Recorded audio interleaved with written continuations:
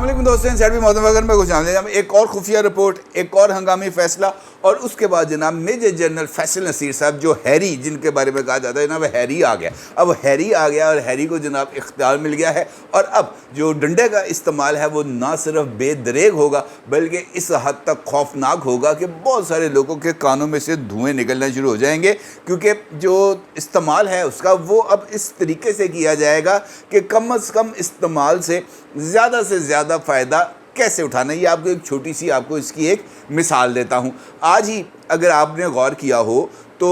Peoples party की central executive committee का इजलास हुआ लाहौर में कल, और ये इजलास आज भी जारी है ना। बड़े दिन से ये बात समझ में नहीं आ रही थी कि यार आखिरकार पीपल्स पार्टी को मसला क्या हो गया, क्यों ये अचानक एकदम जो है बाप बेटा गुड कॉप बैड कॉप वाली जो गेम है वो खेलना शुरू हो गए। क्या हो गया अचानक, जो इलेक्शन का उबाल आ गया, क्या हो गया अचानक जो ये बात नज़र आना शुरू होगी कि जनाब कोई और नहीं सिर्फ हम ही हैं और हमारे साथ रब्ता किया जाए। ये तो अल्लाह भला करे शाजिया मरी साहिबा का, जिन्होंने बिलावल हाउस के बाहर मीडिया से गुफ्तगू करते हुए इस बात का इनकशाफ कर दिया, मासूमियत में सही है जिस मर्जी तरीके से, कि जनाब असल प्रॉब्लम क्या है। असल प्रॉब्लम क्या है? असल प्रॉब्लम ये है,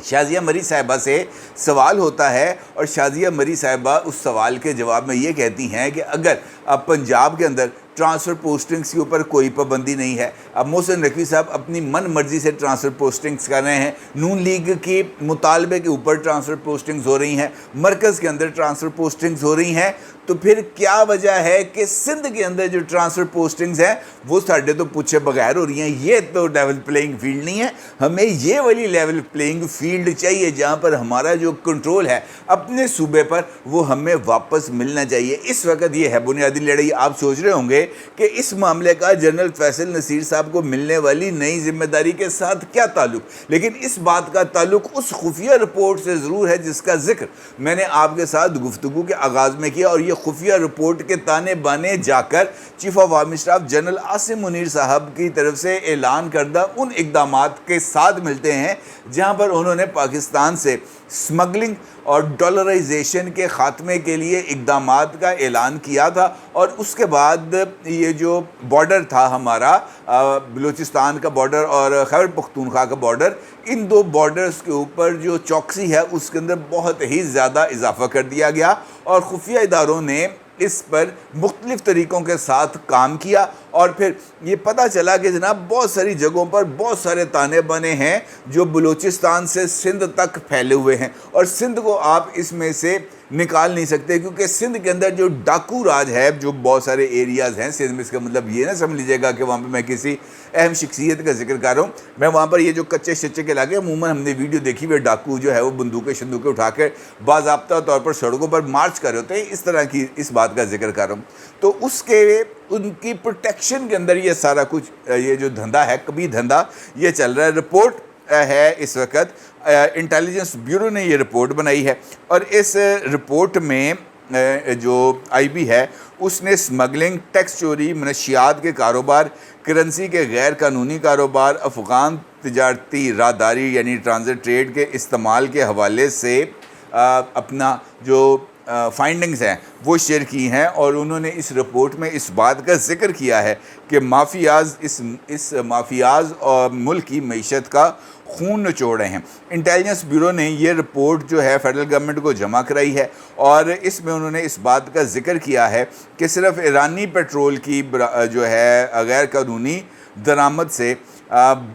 225 अरब रुपए का नुकसान हो रहा है। और इसके साथ साथ उनका ये कहना है कि इस सारे धंधे में यानी ये स्मगलिंग के धंधे में 76 ट्रांसपोर्टर्स, 29 स्मगलर्स और उनके मुआवनीन जो हैं वो इस काम में मुलव्वस हैं। इसी तरीके से अफ़गानिस्तान से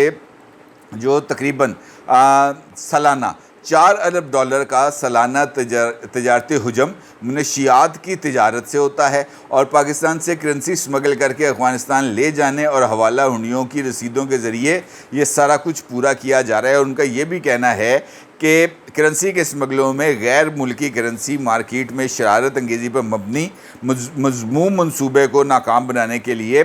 122 करेंसी स्मगलरों और 40 एक्सचेंज कंपनियों की इसके अंदर निशानदेही की गई है। और जो दूसरी चीज़ है یہ جو لوگوں کو یہاں پر لے کے جاتے ہیں نا جی غیر قانونی طور پر ملک سے باہر، اس کا بھی انہوں نے ایک ریکٹ کا ذکر کیا ہے، اور سب سے امپورٹنٹ چیز انہوں نے 240 ارب روپے کی ٹیکس چوری کا ذکر کیا ہے، جو صرف خیبر پختونخوا میں ٹوبیکو سے وابستہ انڈسٹری میں ہوتا ہے۔ اور یہ جو ٹوبیکو انڈسٹری ہے یہ یہاں پر جو خیبر پختونخوا میں اس میں بہت ہی زیادہ طاقتور افراد شامل ہیں، اور یہ جو طاقتور افراد ہیں ان کا تعلق کسی نہ کسی جگہ پر جا کر سیاسی، اور ان کا نیکسس مختلف اداروں کے ساتھ جا کر بھی جڑتا ہے۔ اور یہ بات آن ریکارڈ موجود ہے کہ ماضی میں جب بھی خود ایون عمران خان صاحب کے دور میں یہ جو ٹمباکو انڈسٹری ہے اس کے اوپر کریک ڈاؤن کرنے کی کوشش کی، تو P T I Khyber Pakhtunkhwa میں آلموسٹ ایک بغاوت کی کیفیت پیدا ہو گئی تھی۔ یہ بھی ایک بہت بڑا کارٹل ہے۔ اس رپورٹ میں اس بات کا بھی ذکر کیا گیا ہے کہ پاکستان کے وہ کون کون سے شعبے ہیں جو اسمگلنگ کے اثرات سے پاک ہیں۔ چائے پاکستان میں اسمگل ہو کے آتی ہے جناب، ٹائر پاکستان میں اسمگل ہو کے آتے ہیں، گندم یہ پاکستان سے پہلے افغانستان جاتی ہے، پھر وہاں سے اسمگل ہو کے یہ اسمگل ہو کے افغانستان جاتی ہے، امپورٹ کے نام پر افغانستان سے واپس آ جاتی ہے۔ چینی ہو، کھاد ہو، میدا ہو، آٹا ہو، یہ سب کچھ جناب اسمگل پاکستان سے ہوتا ہے، پھر وہاں سے افغانستان سے یہ ہمارے پاس واپس آ جاتا ہے۔ یہ ایک دھندا ہے جو اس رپورٹ کے اندر اس کا انکشاف کیا گیا ہے۔ اب یہ رپورٹ بنانے کا بنیادی مقصد کیا ہے؟ اس کا مقصد یہ ہے کہ یہ جو لیکیجز ہیں اور ان لیکیجز کے نتیجے میں پاکستان کی اکانومی کو جو جتنے برے طریقے سے نقصان پہنچ رہا ہے اس کا ازالہ کیا جائے۔ اب اس رپورٹ کے آنے کے بعد، اور اس سے پہلے آپ کو یاد ہوگا کہ ایک اور رپورٹ تھی وہ آئی ایس آئی نے تیار کی تھی، اور اس رپورٹ کے نتیجے میں بھی اسی طرح کے اقدامات کیے گئے تھے۔ اب چونکہ ٹائم اس طرح کا آ گیا ہے کہ ہماری ملٹری اسٹیبلشمنٹ میں کچھ تبدیلیاں ہونے جا رہی ہیں، وہاں پر کچھ جنرلز جو ہیں وہ ریٹائر ہونے جا رہے ہیں، اور کچھ نئے جنرلز ہیں جو اس میں ایلیویٹ ہونے جا رہے ہیں۔ اب اس میں دو طرح کی چیزیں ہیں جو سامنے آ رہی ہیں۔ ایک اس حوالے سے اطلاع ہے کہ جناب میجر جنرل فیصل نصیر صاحب کو پروموٹ کیا جا رہا ہے، اور وہ لیفٹیننٹ جنرل کا عہدہ سنبھالیں گے، اور اس کے بعد ان کو کوئی اور چارج دیا جائے گا، یعنی وہ آئی ایس آئی سے ہٹا لیے جائیں گے۔ دوسرا جو ہے ایسپیکٹ یا رائے وہ یہ سامنے آ رہی ہے کہ ابھی جو ہے فیصل نصیر صاحب وہ ان کا وہ سینیرٹی کا وہ لیول نہیں آیا جہاں پر ان کو ایلیویٹ کیا جائے لیفٹیننٹ جنرل کے طور پر۔ البتہ یہ جو رپورٹس ہیں کیونکہ ان کا براہ راست جو شعبہ ہے وہ کاؤنٹر انٹیلیجنس کا ہے، ڈی جی سی کے طور پر وہ کام کر رہے ہیں، لہٰذا یہ جو کاؤنٹر انٹیلیجنس ہے یہ انہوں نے کرنی ہے، اور اس کے لیے یہ والا جو ساری کی ساری اسمگلنگ والا نیٹ ورک ہے اس پہ یہ خواہش ہے کہ چونکہ ان ایریاز کے اندر میجر جنرل فیصل نصیر صاحب نے بہت کام کیا ہے، بہت طویل عرصہ انہوں نے یہاں پر جو ہے وہ خدمات سر انجام دی ہیں، کلبھوشن یادیو اور اس طرح کے بہت سارے آپریشنز ہیں جو جنرل فیصل نصیر صاحب نے کیے تھے۔ تو ان ایریاز میں آپریشنز کی نگرانی آئی ایس آئی میں رہتے ہوئے جنرل فیصل نصیر صاحب کو کرنا پڑے گی۔ اس طرح کی کچھ چیزیں سامنے آ رہی ہیں، اور ان کے ساتھ ساتھ اس کا مطلب یہ نہیں ہے کہ وہ اپنی موجودہ جو ان کے ہائے نمایاں ہیں وہ اس سے پیچھے ہٹ جائیں گے، وہ کام وہ جاری رکھیں گے۔ جہاں پر اور جن جگہوں پر ڈنڈا استعمال کرنا ہے وہاں پر بھی وہ ڈنڈا استعمال کریں گے، لیکن اس کے ساتھ ساتھ یہ جو بارڈر پہ اسمگلنگ والے ایریاز ہیں یہاں پر بھی جو ڈنڈے کا استعمال ہے یہ بے دریغ ہوگا، کیونکہ جو اکانومی ہے اس کے اوپر کوئی کمپرومائز نہیں۔ اس سارے عمل کا ایک دوسرا پہلو بھی ہے، اور وہ ہے سیاسی پہلو۔ سیاسی پہلو اس سے زیادہ اہمیت کا حامل ہے، کیونکہ وہ جو ہے نا اعلان ہو چکا ہے نواز شریف صاحب کی وطن واپسی کا۔ نواز شریف صاحب نے وطن واپس آنے کے بعد جو گل کھلانے ہیں وہ اب اس کے لیے جو ہے تیاریاں وہ ہو رہی ہیں، اور مسلم لیگ نون اس حوالے سے بہت ہی زیادہ سرگرم ہے۔ مریم نواز نے کل لاہور میں پارٹی لیڈرز کا ایک اجلاس تھا اس میں بلایا، اور اس میں سننے میں آ رہا ہے کہ جناب بڑی تقریریں ہوئی ہیں، اور مریم نے وہاں پر لوگوں کو اس بارے میں یقین دلائی ہے اپنے پارٹی کو کہ جناب نواز شریف ملک کو بحرانوں سے باہر نکالنے آنا ہے۔ یہ قطع نظر یہ دیکھیں یہ سیاسی لوگ ہیں، سیاسی باتیں کرتے رہتے ہیں، لیکن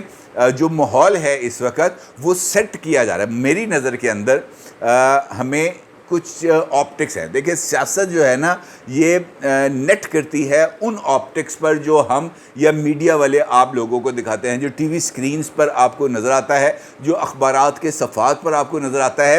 وہ مائنڈ میک اپ ہوتا ہے جو ہوا کے رخ کا تعین کرتا ہے, اور پھر اس کے ساتھ ساتھ یہ جو فلوٹنگ ووٹرز ہیں وہ اس میں شامل ہو کر بندے کو اور زیادہ سوئنگ میں لے جاتے ہیں. اس وقت یہ جو تمام ایلیمنٹس ہیں یہ اس بات کی طرف اشارہ کر رہے ہیں کہ مسلم لیگ نون کی گڈی اس وقت ہوا میں ہے. یہ تمام ایلیمنٹس اس بات کی طرف اشارہ کر رہے ہیں کہ پاکستان کی اسٹیبلشمنٹ ہو یا پاکستان کا سسٹم ہو, یہ تمام اس وقت مسلم لیگ نون کے لیے سمپتھیٹک رویہ رکھتے ہیں. اس کا مطلب یہ نہیں ہے کہ انتخاباتی میدان کے اندر مسلم لیگ نون کو جو ہے وہ اس کو کھلی چھوٹ ملے گی, میرا نہیں خیال. کیونکہ اگر مجھے یاد ہے میں نے تھوڑی دیر پہلے ایک کلپ دیکھا تھا نصرت جاوید صاحب کا, بڑے سینئر جرنلسٹ ہیں, اور میں ان کی اس بات سے اتفاق کرتا ہوں کہ نواز شریف صاحب کے لیے گوال منڈی سے الیکشن لڑنا اور جیتنا موجودہ حالات میں, جب مہنگائی ہے اور آج یہ خبر آ رہی ہے کہ جناب صبح جو ہے آج جو ہے وہ پیٹرول کی قیمتوں میں مزید اضافہ کیا جا رہا ہے, تو ان حالات میں کون بندہ ووٹ دے گا؟ ان حالات میں لوگوں کو تو اپنے پیٹ کی پڑی ہوئی جناب کہ یہ ہم جو 2 وقت کی روٹی ہے یہ کیسے کھائیں, بچوں کو اسکول کیسے بھیجیں, اپنا یا والدین کا دوا دارو کیسے کریں, بجلی کے بل کیسے دیں, یہ جو آٹا چینی چاول دالیں ہیں یہ کیسے پوری کریں. لوگ تو اس چکر میں پھنسے ہوئے ہیں. لوگ تو اب اس چکر میں ہیں کہ یار پیٹرول کی جو بچت ہے وہ کیسے کی جائے, کیونکہ وہ لوگ جو بڑی بڑی لینڈ کروزوں میں پھرتے ہیں, مریم نواز صاحبہ کو کیا پتا. آپ کو یقین میں دلاتا ہوں, آپ کسی دن اچانک کوئی بندہ مریم سے جا کے یہ سوال پوچھ لے کہ پیٹرول پر لیٹر پرائس کتنی ہے, مریم کو نہیں پتا ہوگا. ان سے پوچھ لیں کہ آٹا اس وقت کتنے روپے کلو ہے, وہ دائیں میں رانا ثناء اللہ سے پوچھیں گے ہاں کتنے تھا ابھی کلو, رانا ثناء اللہ کو بھی نہیں پتا ہوگا. کہنے کا مطلب یہ ہے کہ یہ ہمارے لیڈرز ہیں, اس کے اندر کوئی دو رائے نہیں ہے. عمران خان ہوں, آصف زرداری ہوں, بلاول ہوں یا مریم ہوں, ان کو براہ راست اس بات کا اندازہ نہیں ہے کہ عام آدمی کے اس وقت حالات کیسے ہیں, وہ اس وقت کتنی مشکل میں ہیں. لیکن چونکہ یہ سارے کے سارے اس ایک سسٹم کا حصہ بن چکے ہیں جہاں سے یہ اپنے لیے فیوز و برکات اکٹھے کرتے ہیں, تو یہاں پہ کر رہے ہیں. اب یہ جو سارا سسٹم اس وقت بنا ہوا ہے, یہ جو سسٹم لگا ہوا ہے, چاہے وہ اسٹیبلشمنٹ کا ہے چاہے وہ دیگر اداروں کے اندر بھی اب تبدیلیاں آ رہی ہیں, تو بظاہر تو یہ بات بڑی حد تک واضح ہے کہ نون لیگ اس سسٹم میں آ جائے گی. اور جس طریقے سے کچھ چیزیں ہو رہی ہیں اس سے بھی اندازہ یہی لگ رہا ہے. اور یہ جو ابھی ہنگامی فیصلہ کیا گیا ہے جنرل فیصل نصیر صاحب کے اوپر مزید ذمہ داریاں ڈالنے کا, تو اس کا مطلب یہ ہے کہ ان کے اوپر اعتماد کا اظہار ہے. جنرل فیصل نصیر صاحب پر chief of army staff general Asim Munir, D G I S I lieutenant general Nazim Ahmed Anjum صاحب, پولیٹیکل لیڈرشپ چاہے وہ انوار اللہ کاکڑ صاحب ہیں, چاہے وہ شہباز شریف ہیں, چاہے وہ نواز شریف ہیں, یہ ان کی طرف سے ایک اعتماد ہے. اور اس اعتماد کا ہی جو غیر سرکاری غیر حتمی جو نتائج ہیں وہ ہمارے سامنے آ بھی رہے ہیں. اور آنے والے دنوں میں مجھے اس بات کا یقین ہے کہ میرے اور آپ کے سامنے کچھ اور نتائج بھی آئیں گے جو اگرچہ حیران کن نہیں ہوں گے, لیکن اسی بات کی طرف اشارہ کریں گے کہ ڈنڈا جب چلتا ہے تو پھر بڑا ہی بے دریغ چلتا ہے. پیپلز پارٹی کو اس حوالے سے آپ بالکل بھی نظر انداز نہیں کر سکتے. اپنی رائے کو ضرور اظہار کیجیے گا. آپ کا بہت شکریہ. اللہ حافظ.